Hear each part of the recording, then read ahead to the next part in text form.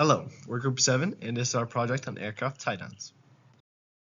So, ideation. This is a process in which we justified and found the prevalence of our problem. So, in order to justify and identify our problem, and whether or not it truly exists, we ask ourselves 5 different questions. What is the problem? Which is the efficiency and costliness of standard aircraft tie-downs. Aircraft tie-downs are used by pilots to tie down their aircrafts down to a hangar or a certain point using a rope and a knot. Who says there's a problem? Usually veteran or new pilots, professional backcountry pilots, and other pilots. When has this occurred? Ever since aviation first started, this problem has been prevalent. And where does it occur? It can occur in backcountry areas or off-field areas or tie-down areas within hangars themselves. And how often does this problem occur? There's no exact number, but after reviewing various pilots, there's a handful of people that face this problem.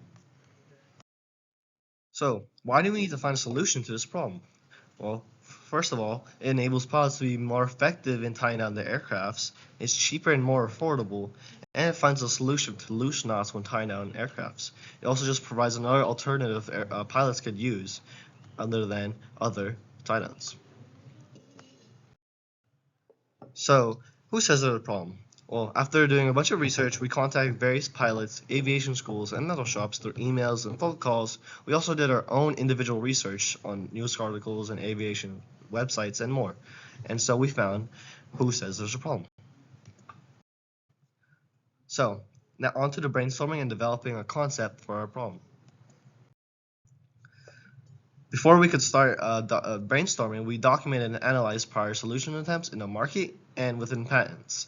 In the market, we found various tie downs in Amazon, Home Depot, and other aviation stores, and found various pros and cons, as which they may be strong, but they could be expensive and hard to set up.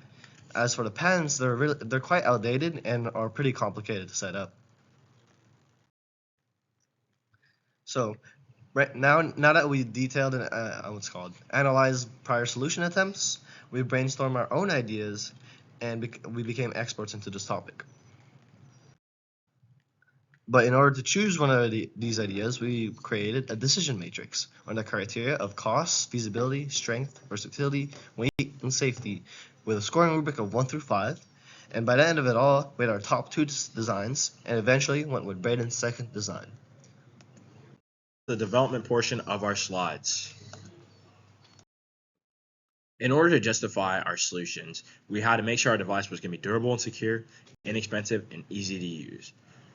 Our end product can withstand over 1,500 pounds of force, in excess of 800 degrees of exposure temperature, and requires no knowledge of knots to use, and any pilot can use it. In order to justify using aluminum for our product, we had to consider the strength, weight, durability, and flexibility of all our materials. We chose aluminum because it was easy to machine, cheap and affordable as metal, and we had plenty of it here at our school. Here are our CAD designs. On the far left, you can see we have a very simple CAD design that's pretty much 2 cylinders and some threads. On the second to left, we started to play around with where our hook and hole positioning were going to be. In the middle, that was our finalized CAD design with the steel hook and anodized blue aluminum and our tapered threads. On the second from the right, you can see we have our heat map for how we can predict where heat's going to go when it's exposed to different temperatures.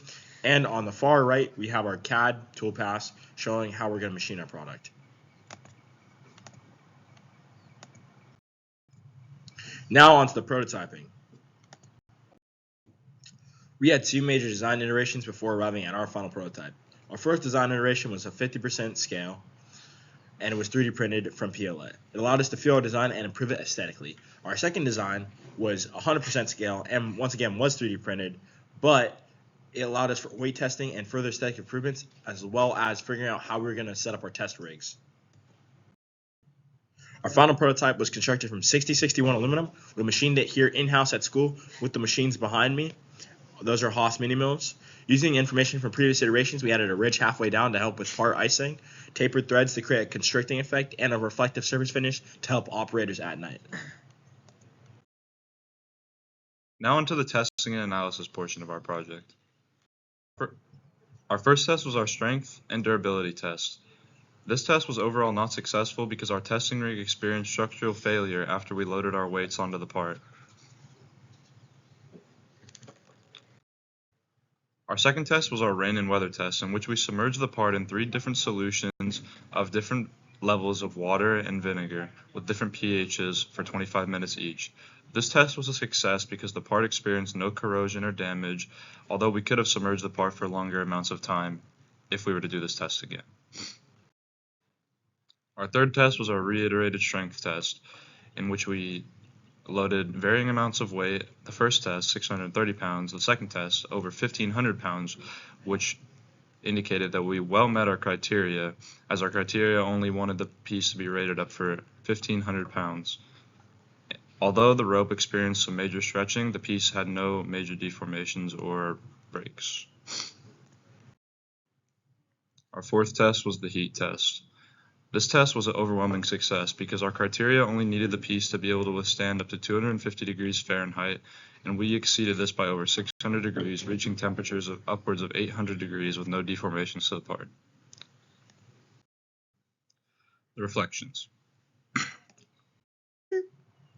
Alright, what would we change in the product if we were to do this again? Overall, we would obtain a stronger rope to withstand more force on the product and make a ground anchor for our product for extended testing. Personally, I could have contributed more to our time management and scheduling, as sometimes we worked too slow or fell behind at times. Personally, I could have worked harder to find a faster machining solution.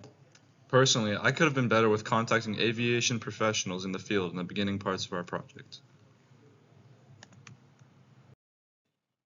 Thanks for listening. Thanks for listening.